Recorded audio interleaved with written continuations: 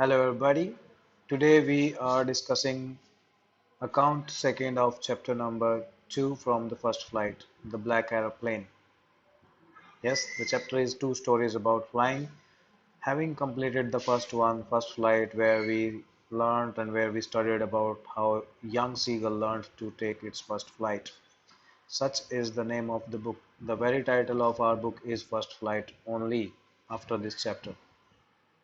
Yes, because why it is selected, why it is chosen to be the title of the book itself, because yes, here you all of you are being compared to the young seagull who are out there ready to take the first flight, beating all the odds, beating all the challenges. Now here is another account, the black aeroplane, which is all about flying into the sky, obviously. So what is to be seen, it is a story about a young pilot who works somewhere in France, and he is going on a holiday to his home in England. He is so excited because he was for last few days feeling homesick. Okay, so he was omniscient, he was homesick, and he was experiencing nostalgic feelings. He was missing his home too much, and especially he was missing the breakfast prepared by his mother. Today he is so excited as he flies over France on his way to England in his plane. The idea of having a hearty breakfast along with his mother early in the morning, and he was sure that he would reach home before anyone wakes up in the city. Yes, it was around 3 or 4 a.m. in the morning, and the whole town was sleeping. There was just a slight glimmer of light, otherwise, it was all turned black. So, very, very happy he was of making it to home before the people wake up, and he would have a hearty and sumptuous breakfast at home. It's been a number of days he was eating out, and it's no fun when compared to homemade food, especially by the divine hands of the mother. But sometimes, what happens in a fit of excitement? In a fit of excitement, we forget to see the flip side. We get so excited about something, we get so obsessed about something that we forget to see the other angle. This is what he did. He was so excited about going home and having hearty breakfast that he forgot to measure, he forgot to see the weather. Yes, the weather was not permitting to fly the plane, but still he relented on to taking risk just because he was so excited. So sometimes, dear students, wrong decision they work woe. They prove to be extremely fatal. So you must not let your emotions overpower your capacity or cerebral capacity. Think before you leap. Sorry, think before you speak. And uh, no, I just faltered on this. Look before you leap and think before you speak. So he got into the storm finally, and mysteriously, another pilot just appeared there into the storm and saved his life. Now, this is to be seen how, right? So let me flash myself off the screen and let us quickly read it. Probably we are able to complete it today itself. It's a plain reading. There are no complications here. So I'll be reading it a little quickly, dear students. The moon was coming up in the east behind me, and the stars were shining in the clear sky above me. There wasn't, I have told you what the situation is, okay? A pilot is going home on a holiday. There wasn't a cloud in the sky. I was happy to be alone high up above the sleeping countryside. The whole countryside was sleeping, yes. I was flying my old Dakota airplane. This is the model. He was flying his Dakota aeroplane over France back to England. I was dreaming of my holiday and looking forward to being with my family. I looked at my watch. It was 1:30 in the morning. Sorry, I told you it was 3 or 4, but it was 1:30. So he was expecting to reach home by 3 or 4, maybe, yes. So as soon as he inched closer to England, he thought that he should call Paris control room soon. As I looked down past the nose of the aeroplane, I hope you understand what nose of the aeroplane is, the front part. I saw the lights of big city in front of me, and I was sure that I was very near to Paris. I switched on the radio and said, Paris Control, Dakota DS 088 here. Can you hear me? Can you hear me? And I am on my way to England. Over. This is how the commands are, uh, you know, drawn. Commands are issued through the radio. So the voice from the radio answered me immediately. There came a return immediately. DS 088, that was the confirmation from control room. 088, DS 088, I can hear you. You ought to turn 12 degrees. Now they further guided me that I should turn the plane to 12 degrees west now. DS 088, over. So immediately I checked the map and I checked the compass. Compass, you understand, that shows direction. Switched over to my second and last fuel tank. Yes, now this is to be noted. He had already switched over to the second fuel tank as the first one was already drained, exhausted, and turned the Dakota 12 degrees as per the directions and towards west means towards England. I'll be in time for breakfast, I thought. A good English breakfast, a sumptuous breakfast, a square breakfast. Everything was going good. It was an easy flight. There were no problems at all. Paris was about 150 kilometers behind me when I saw the clouds, storm clouds, the clouds that were huge. So, what appeared all of a sudden when Paris was still 150 kilometers? All of a sudden, stormy clouds appeared. The clouds were huge. They looked like black mountains standing in front of me across the sky. I knew I could not fly up over the clouds. Why? Because it would increase the distance. Okay, if he takes the plane over and above the clouds, he did not have enough fuel to fly around the clouds to the north or south. So that was ruled out. I ought to go back to Paris, I thought, but I wanted to get home.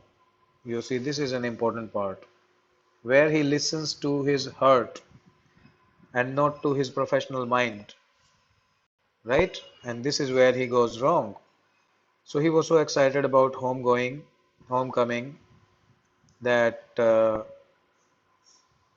he preferred to face the storm than to go back, which was more reasonable. I thought, but I wanted to get home. I wanted that breakfast. I'll take the risk. So he decided to take the risk rather than going back. And I flew that old Dakota straight into the storm. This is a foolish act here. So he voluntarily put himself into the lion's den. He invited all the trouble actually, just in a fit of excitement. So you must not take decisions when you are overexcited or when you are angry, because obviously that will turn out to be wrong and against you. Inside the clouds, everything was suddenly black. It was impossible to see anything. The vision was totally blocked. So I couldn't see anything outside the plane. The old aeroplane jumped, and yes, he was flying old Dakota. So the aeroplane jumped and twisted in the air. So it was swirling into the air, somersaulting into the air. I looked at the compass. I could not believe my eyes because the compass was turning round and round and round, and the compass was dead. It stopped working already. It would not work anymore. The other instruments were suddenly dead too. I tried the radio. Let me wait. Paris control. Paris control, but there was no replies to my radio calls as well. These are actually called Mayday signals. Mayday calls are emergency calls. Can you hear me? Can you hear me? But there was no answer. The radio was dead too. I had no radio, I had no compass, and I could not see where I was. I was lost in the storm. Then, in the black clouds quite near me, I saw another aeroplane. Now, this is to be noted. What he noticed. Suddenly, all of a sudden, out of the black storm, there appeared another plane next to me. The plane had no lights on its wings, but I could see the plane flying next to me through the storm. I could see the pilot's face also, and he looked at me, turned towards me. I was glad to see another person. Yes, obviously, when you are in a difficult situation, you definitely want some more people with you. Even in a class, when you are punished, you would like some more students to be punished along, and you won't want to stand alone in the class to be the odd one out. So that actually gives you courage to bear the tragedy when there are people with you, when there are more like you. It had no lights on its wings, but I could see it flying next to me through the storm. I could see the pilot's face turned towards me. I was very glad to see another person. He lifted one hand and waved at me, and he said, "Follow me, follow me." He knows that I am lost. That simply means he was asking me to follow me. He was very well aware that I am in a desperate situation and I am in a fix, in a catch 22. Catch 22 is a difficult situation, dear students, and he is trying to help me out. It took me no time to understand the whole thing. So, who the pilot was that I left for to think upon for later. He turned his aeroplane slowly to the north in front of my Dakota and he asked me to follow the trail so that it would be easier for me to follow him. I was very happy to go behind the strange aeroplane like an obedient child. Yes, because he had not many options with him. It was a do or die situation. So he, without any hesitation, without putting any reason or logic to the situation, he immediately started following as per his dictates, like an obedient child. After half an hour, the strange black aeroplane was still there in front of me in the clouds, and I was still following it. Now, there was only enough fuel in old Dakota's last tank to fly for 5 or 10 minutes more. Now my fuel tank could sustain me only for a flight of 5 or 10 more minutes. I had no more fuel. I was starting to feel frightened again that what would happen in case I run out of fuel before landing. But then he started to go down to my uh, relaxation. He started to go down and I followed through the storm. And that gave me some relief. Suddenly I came out of the clouds and I saw two long straight lines of light in front of me. That was the runway, dear students. It was a runway, an airport. I was safe, that means. I turned to look for my friend in the black aeroplane, but as soon as I turned back, the sky was empty and the plane had all of a sudden disappeared. There was nothing there. The black aeroplane was gone. I could not see it anywhere. I landed and I was not sorry to walk away from the old Dakota near the control tower. So I went and straight away I dashed towards the control center and there was a woman sitting in the control center and I asked the woman about the other plane and the other pilot to give me the you know details about the other plane and the pilot because I wanted to say thank you to that pilot. But the woman and the receptionist probably at the control room, she looked at me very strangely and laughed at me. Another aeroplane? Up there in the storm, who do you think would be foolish enough, like you, to fly a plane in the aeroplane? You were the only one in the sky tonight, is what she said, to my utter bewilderment. Yours was the only one I could see on the radar, and I was utterly confused, totally in a fix. So, if there was no plane in the sky that night, Who helped me out? Who was that pilot? I couldn't because I was totally active in my senses. That was obviously not a dream. That could not be an illusion. It was a plane. Who helped me come out of the storm and reach safely without a compass or a radio and without any more fuel in my tanks? Who was the pilot on the strange black aeroplane flying in the storm without lights? It still remained a question. So the point is, the bottom line is one must not take hasty decisions in life. Otherwise, you must be prepared to face the music. So the pilot was really very lucky. And another sub theme is that if you are good towards everybody, if you are noble, uh, there are many forces around you to help you out. God is always there to help the good. Then, dear students, there are some questions thinking about the text. You are to do all these. There is, I think, no need to discuss this because I have already answered you all the questions. Still, if you find any doubt anywhere, you can always ask me on my WhatsApp number, and you can call me personally anytime you feel convenient. Then, thinking about the language, this is for the sake of reading, and then there is an exercise to be done in the book itself. You should do it, match the column, match the phrases. This is also to be done. Whatever is given, I mean, and there is a writing piece as well.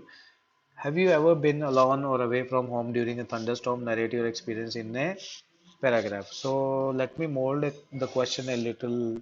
Have you ever been alone? Just write your own experience, even if the weather was not so horrible, even without a thunderstorm. Okay. So whatever, if you had ever met any difficult situation in your life, you please share your experience. And if you have not come across any such situation, you please assume and then write. But it is to be written for sure in the fair notebooks. So let me flash up on the screen again before I take your leave for today. So this was the chapter, dear students. I hope you liked it. I'll come again tomorrow with another chapter. We'll probably start with the very next chapter from the same book. I'll think it over. I'll give it another thought. I'll keep you posted. So see you tomorrow. Thank you and have a nice day, dear students.